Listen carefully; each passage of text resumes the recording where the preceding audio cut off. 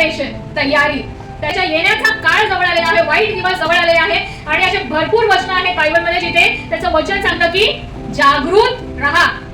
जागृत राहा म्हणजे डोळ्यात तेल घालून जागे राहणं नाही ना. जागृत राहा म्हणजे बी अलर्ट, विजिलंट. आपल्याला काय करायचंय? सावधान इंडिया बघतो का? बघितलं का? सावधान इंडियामध्ये काय सांगतात सुरुवातीला आणि एंडला? सतर्क, सतर्क रहो, सावधान रहो. तर आपल्याला काय करायचंय? जागृत राहायचं म्हणजे अलर्ट राहायचंय, विजिलंट राहायचंय, सतर्क राहायचंय. ज्या गोष्टी आपल्या आजूबाजूला घडत आहेत, जे वाईट दिवस येत आहेत, आत्मिक स्तरामध्ये आपल्याला येणाऱ्या एका सणाची तयारी करायची. त्यांची तयारी झाली होती. तर आपल्याला काय करायचंय? तयारी करायची आहे त्या सणाची. पुढे तुम्ही काय राहा? जागृत राहा. इथे काय सांगितलेलं आहे? तयारी ज्यांची झाली होती त्यांना तो घेऊन गेला आणि दार बंद झाला. त्यासाठी आपल्याला काय सांगितलं आहे? जागृत राहा. घरामध्ये जर जास्त लोक असले, 4-5 लोक असले, तर त्यातल्या काही लोकांना तयारी करायला वेळ लागतो ना.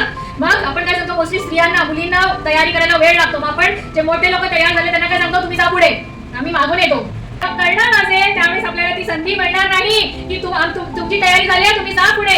ज्यांची तयारी झाली आहे त्यांना घेऊन तो निघून जाईल. जे मागे राहिले ते मागेच राहून गेले. त्यामुळे आपल्याला काय करायचंय? तयारी करायची आहे. त्या कर्णाच्या सणाची, त्याच्या येण्याच्या आगमनाची आपण काय करायची आहे? तयारी करायची आहे आणि जागृत राहायचं आहे. तयार असणं गरजेचं आहे, कारण ती घटना, ती वेळ, तो कधी येईल आपल्याला कुणालाच ठाऊक नाही. असं म्हटलेलं आहे की तो चोरासारखा येणार आहे ना. पण त्यांनी त्याच्या येण्याचे साईन आपल्याला दिले आहेत. आपण भारतामध्ये अतिथी देवो भव म्हणतो ना. पण तेच अतिथी जर अचानक आले, आपली तयारी नसते. पण थँक्स टू आता आपल्याकडे इन्स्टामार्ट, ब्लिंकिट छान नाव ठेवले ना. ब्लिंकिटच्या ओनरला कदाचित ते माहिती असेल. पलक झपकते ही उठा लिए जाएंगे ना ब्लिंकिट. पण ज्यावेळेस तो ब्लिंकिटचा वेळ येईल तर ब्लिंकिट वरती ऑर्डर करूपर्यंत इथे लोक ब्लिंकिट होऊन जातील ना. आपला पाहुणा जो आहे तो अगदीच न सांगता नाही येत आहे ना. त्यांनी आपल्याला चिन्ह देऊन ठेवलेलं आहे त्याच्या येण्याचे. त्यांनी एक्झॅक्ट टाइम, आपल्याला एक्झॅक्ट वेळ, तो क्षण माहिती नाहीये, पण त्यांनी ते चिन्ह देऊन ठेवलेले आहे. त्याच्यासाठी तो आपल्याला वारंवार काय सांगतो? तुम्ही तयार राहा आणि जागृत राहा ना. त्याच्या येण्याची वेळ अगदीच जवळ आलेली आहे. आणि ज्यावेळेस आपल्याकडे पाहुणे येतात आपण त्यांना वेळ विचारतो ना. पण अगेन, जरी पाहुण्यांनी आपल्याला वेळ दिला, but it never works as per the time. We go as per the Indian standard time. जर 5चा टाइम दिला तर 7च्या आधी आपण त्याची अपेक्षा नाही करू शकत.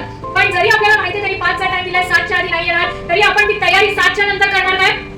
5चा जर टाइम दिला तर 5च्या आधीच आपण काय करणार? त्यांना जेव्हा यायचं ते येऊ दे, पण आपण काय करणार? तयारी करून ठेवणार. त्यांना जेव्हा यायचं ते येऊ दे, आम्ही तयार आहोत. तुम्ही तुमच्या वेळेनुसार या. आहे तर आपले जगिक पाहुणे आहेत. इथे आपला विशेष अतिथी येत आहे ना. आपला वर येत आहे आपल्या वधूला घेऊन जाण्यासाठी. तर त्याच्यासाठी आज आपण तयार आहोत का?